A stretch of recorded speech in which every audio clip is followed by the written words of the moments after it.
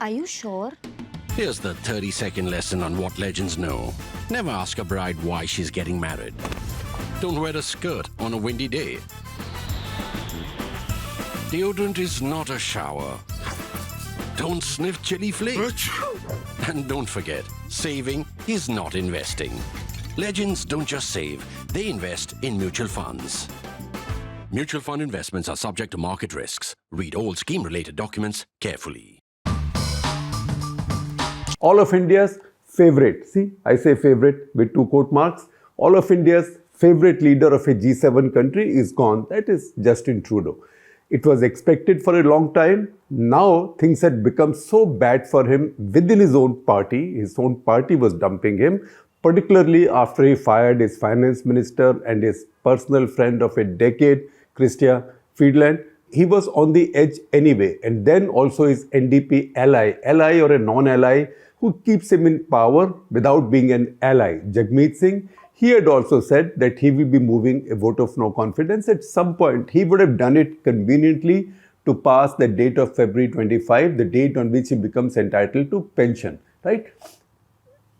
Given the combination of all these factors and then persistent attacks from Donald Trump, and Donald Trump is going to be inaugurated soon, Justin Trudeau announced his departure, his resignation, and you can see those videos. I will share a link with you. It's a tearful announcement of departure. All through his tenure of a decade, he's come across as very sentimental, very emotional.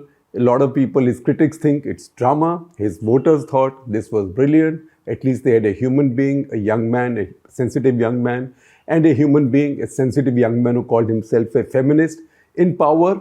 He's now giving up after 10 years in power, and he's only 53. But he is now on his way out. What we will do today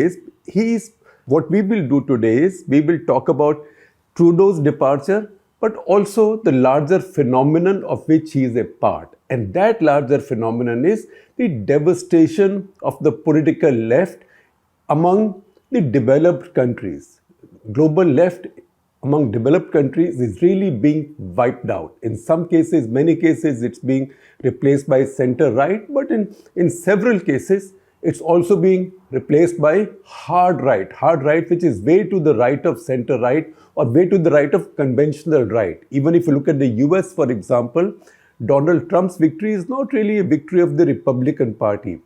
It's a victory of the insurgents, hard right-wing insurgent populists who've taken on, first of all, on the Republican Party establishment. And that you see happening from place to place. For example, in UK, we see Reform UK, again a party way to the right of the Conservative Party, taking away quite a bit of the Conservative vote this time. And they are the ones who have the support now from Elon Musk to replace the Labour Party, which got a majority. We will come to that. That is the larger phenomenon. We'll talk about that. But first of all, let's talk for a few minutes about Justin Trudeau. Now, everybody could read the writing on the wall, except Trudeau himself for the past many months.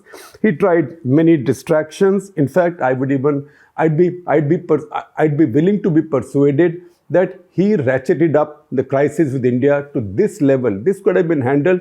He would think that he had the right to be heard.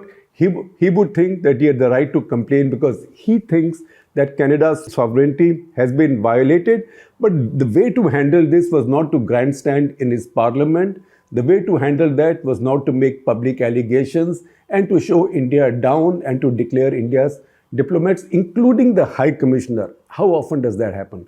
Including the High Commissioner to be a person of interest. That really demolished a G7 country's relationship with the fastest rising large economy in the world. Was it really in Canada's interest? Was he only acting for his sovereignty, or he also needed this distraction?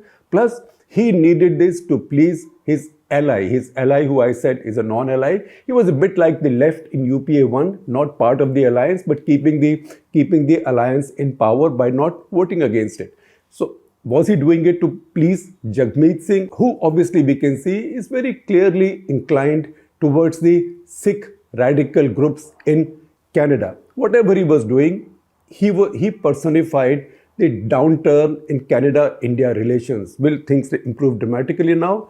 I don't know. Things don't happen like that. Pierre Poilievre has said nothing which is conciliatory about the India issue. In fact, if anything, he has said that it's under Trudeau's watch that Canada's sovereignty has been violated. He will allow no such thing because he also doesn't want to lose the Sikh vote. At the same time, the kind of politics that Trudeau had followed, which is open immigration, letting as many people come in as want to come and say, you can be as you are, we will not interfere with you, that led to this grand disaffection, that fueled this grand disaffection among the voters in his country and ultimately led to his departure. Given that, you can expect Pierre Poilievre, who's most likely to be the next prime minister, at least his party is most likely to win the next election by large numbers, because the gap between the two in opinion polls now is nearly 20 percentage points. I don't have to give it to you in the last decimal point, but you can say it's like 23 to 43. That's a big gap. Nobody's been able to cover that,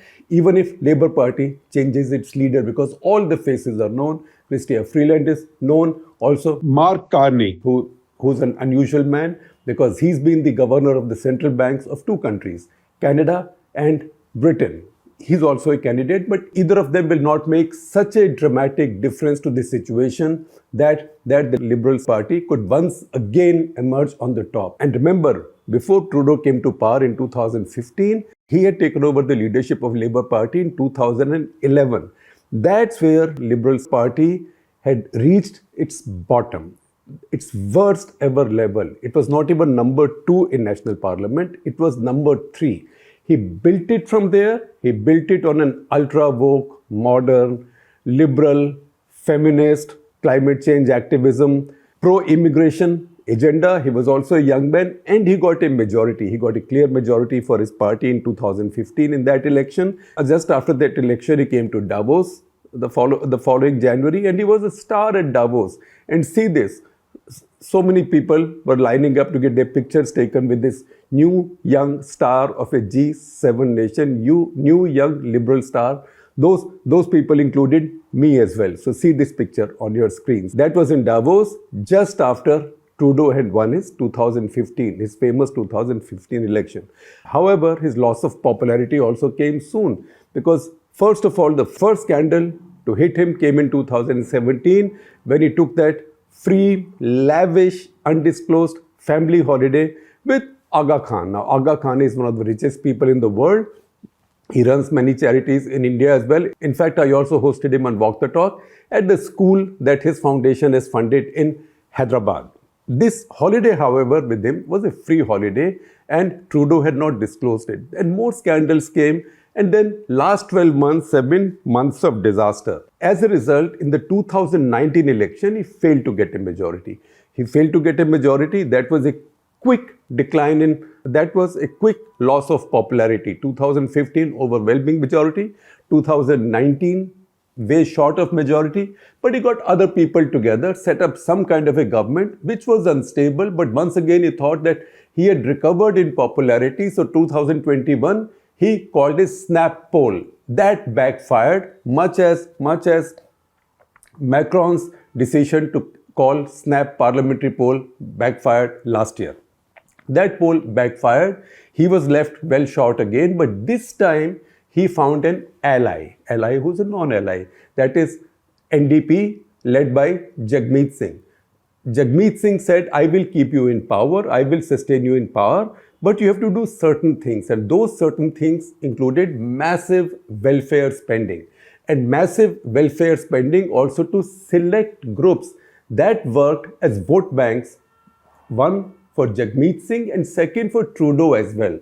Now, as Dr. Manmohan Singh had famously said, रुपया दरख्तों पर नहीं लगता है. Money doesn't grow on trees, right? It doesn't grow on trees in India. It doesn't grow on trees in a rich G7 country either. A rich G7 country with a per capita GDP, nominal per capita GDP in the $60,000 ballpark. Even there, रुपया dollar, Canadian dollar, दरख्तों पे नहीं लगता है. Canadian dollar does not grow on trees. So to make these payouts, he had to increase taxes, and he brought in really innovative taxes. And one of the taxes that became the most controversial and made him the most unpopular or earned him the most infamy is what is called as the carbon tax, which means every time you put gas in your car or in your vehicle or in the heater in your room, because you are emitting carbon, you pay a tax.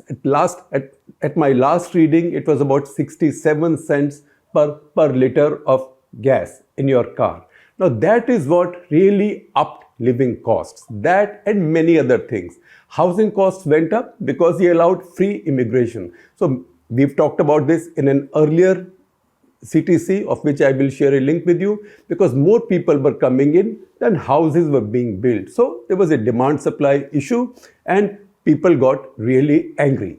All of this was leading to disaffection. As we go along, I will also share with you a bunch of readings. In fact, I might give you a list of readings at some point, maybe towards the end of this episode. So read this article from Financial Times by Ilya Gruyev, who says that he was elected for charisma, right? But that public opinion changed, and I am now paraphrasing it. Charisma, what was seen as charisma, now came to be seen as hypocrisy. Ilya Gruyev in his article quotes Robert Asselin, who's a former economic advisor to Justin Trudeau, who says that his departure or his decline, it's a combination of weak governance, economic underperformance, and policy incoherence, which have all triggered his demise. And then he goes on to say, he approached the prime ministership as a narrator and communicator, often leaving people with the impression that he was acting more than governing. Again, Gruyev quotes from Stephen Maher, who is a biographer of Trudeau's. The biography is called The Prince, who said that he had brought about a presidentialization of the Prime Minister's office. And his message was, hey, here I am, love me. The fact is, it worked for nearly a decade. Right now, things are really bad. If you see the Angus Reid poll from December 30, that's the latest poll I see from Canada, only 16% people support Trudeau's party. And interestingly, 74% people oppose him personally. So he is really finished. In fact, in Canada, the same polls also tell you that the affirmative rating of Donald Trump is higher than that of Justin Trudeau. And this is Donald Trump, who's not even giving Canada the respect of a fellow sovereign republic. He's calling Canada the 51st state of the United States, and he's calling its prime minister a governor. But even he's more popular in Canada than Canada's own prime minister. That tells you how bad things are. See what happened over the past 12 months. 5 of Trudeau ministers have gone.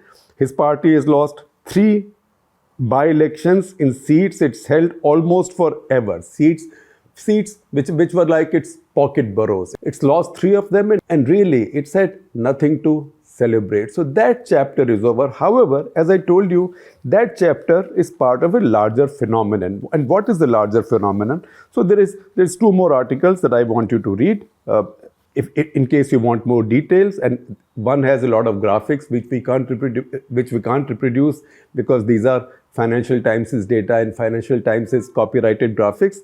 This is by John Byrne Murdoch, who says what the year of democracy taught us. Now the larger point here is divided into 2. One, that in all democracies that saw elections this year, incumbents had a very tough time. Either they were voted out or they came back with reduced majorities. That's also true of India. So there was impatience with incumbents that we saw across all democracies this year.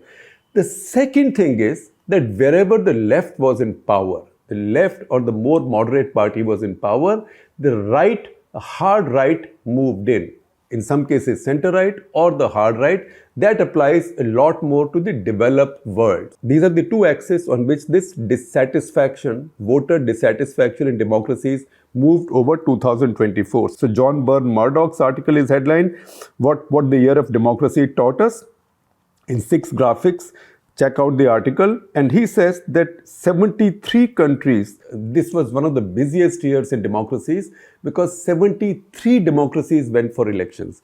In 73 countries, 1.5 billion or more than 1.5 billion people voted. See what's happened to incumbents in the key countries. Incumbents in all 12 developed countries lost vote share. All 12 developed countries, the incumbent lost vote share. This, he says, has happened for the first time in 120 years. And not just this, even in countries like India and Japan, where he says, his language, that hegemonic parties were in power, even they lost vote share and they lost seat numbers. Everywhere, centrists, he says, were big losers. Centrists were big losers, but people on the flanks won. More on the right flank won. In some cases, even those on the left flank won. In Britain, for example, Labour got a very large majority in spite of the fact that their vote share was lower than what they got in the previous two elections, which they had lost. Why did that happen? Because there was now a split in votes. So UK Reform Party took a whole bunch of the Conservative Party's votes. At the same time, many of the Labour voters, particularly younger ones and lots of women, as exit polls tell you, the poll data tells you, they moved to the Green Party because they said, agar left hi karna hai, if you have to go left, then go to real left, because the established parties are also now being seen as the part of the establishment. So insurgents on both sides are cashing in on this, but right now it's a season of insurgents on the right. And see the parties that are rising in the developed world right now. In America, we've seen already, Trump has not just wiped out Biden, Kamala Harris, the Democratic Party, but 90% of American counties, 90%, that's historic, 90% of the American counties have swerved right this time. That's a big shift. That's a big shift. And who's Trump? Trump is not even the Republican Party in the classical sense. Trump and his people are insurgents within the Republican Party who show up the established Republican Party also as compromised, as being too addicted to power and making too many adjustments with all sides. So this is the season of the populist insurgent of the right. So see what's happening in Europe, because in France, the highest number of seats in the parliament election was won by a coalition called Rassemblement National. This is the coalition of hard right parties. The party rising in Austria is again party of the hard right Freedom Party. In Britain, I told you Reform UK, that's the party now that Elon Musk is supporting. He wants to subvert Keir Starmer's recently elected government and bring in Reform UK. And there also he has a choice on who should be leading it. Not Nigel Farage, who's the current leader. But that's another story. We'll talk about British politics in detail at some other point. But that is the party that's growing in popularity in UK. In Portugal, it's Chega. We talked about Portuguese politics some time back. Why is it happening? So John Murdoch quotes from a Harvard paper that came out some time back, and I will do a reading of it at some point and maybe feature it or some parts of it in a future Cut the Clutter. This Harvard paper says that the generation of people who grew between, say, the previous one that was, or their parents' generation, that grew in high growth times, right? Like the boomer generation, you can say. High growth times, and now these last 20 years have not been a period of very high growth. So they've seen they are comfortable, they've got used to decent lifestyles, but they've not seen their lifestyle, their lives, their economic status improve. But they've seen other people's economic status and lifestyle improve. That is mostly the immigrants, right? And they have a view of life as a zero-sum game, that if somebody is benefiting, in this case mostly the immigrants, it must be at somebody else's cost, and that somebody else is me. And that's why if you see all the poll data, it is the young, it's the very young millennials, Gen Zers who are swarming right. Men much more than women, but women too, as we saw in America. But in some places, women in some cases, women, as in UK, are then going towards the Greens. There is a loss of faith in the established political parties. And in Germany, although there is a gap between them and the CDU, that is Angela Merkel's party, but AfD, really the hardest of hard right party by German standards today, in terms of what the German tolerance for a hard right party could be, and that's the party supported by Elon Musk. That has now risen to number 2. Number 2, they've already won elections in one province of Germany, and they finished at number 2 in 2 provinces. In the national opinion polls, they are at number 2. way behind still, way behind CDU. Say CDU is 30 to 34%. This is 16 to 20%, but that's a lot because we know in Germany coalitions are very complex. And who knows? It's in fact there's all likelihood that this gap will close. So the hard right in Germany now also has a sniff at power. And once again, all of it is coming from the younger voters in these countries see a flat lining in their lifestyles, that I'm not growing, my economy is not growing, my income's not growing, theek hai, I'm comfortable, but everybody wants their lives to be getting better. So while others can say Europe has become lazy, all young people don't have to see it like that. They have to find somebody to blame. And that somebody who they blame is usually the immigrants. So once again, let me take you back to Canada. When Trudeau was on the rise, he actually went to the airport to receive large batches of Syrian refugees who were coming in. And there were TV cameras, and he was hailed all over the world as this liberal star. And he said, we welcome all of you with open arms and you can be yourself. That means we will not ask you to assimilate. This has all changed. So we've told you what has already happened. And I will also tell you some highlights that Fareed Zakaria has written about. But the fact is that in this year now, 2025, it seems that major democracies, Australia, Canada, Germany, and Norway, in all of these, established governments will lose power. And in all of these, it's the right that will win back power. In Norway, for example, the right-wing populist Progress Party now has nearly 70% affirmative rating. It had finished 4th in 2021. Now, populism is no monopoly of the hard right. Populism is also practiced by the left and also the hard left, center left as well as the hard left. Now, if you see the Canadian debate, for example, some of the things, some of the policies which have made Trudeau so unpopular are his kind of populism. He was just printing money in the last few years, hoping that he will buy his way out of trouble. So if you see the criticism of his government and his governance by Pierre Poilievre, what's he saying? He's saying that about 4 or 5 years back, the money available in the system was 1.8 trillion Canadian dollars. Now it's 2.5 trillion Canadian dollars. So you can see by what percentage has the money supply risen. This while in the same period, economy has grown by 4%. So economy has grown by 4%. Cash in the economy has grown by 40%. So money supply has grown at a pace 10 times the rate of your economic growth. And then he gives a good example. He says, look, when money supply is 10 times at the rate of economic growth, which means money supply is growing 10 times compared to what money can buy. So if you're buying, he gives an example, if you have $100 and you have to buy 100 apples, right? And then suddenly in place of $100, you have $200, but the market still has only 100 apples. So the price of those apples will go up because a bidding war will begin.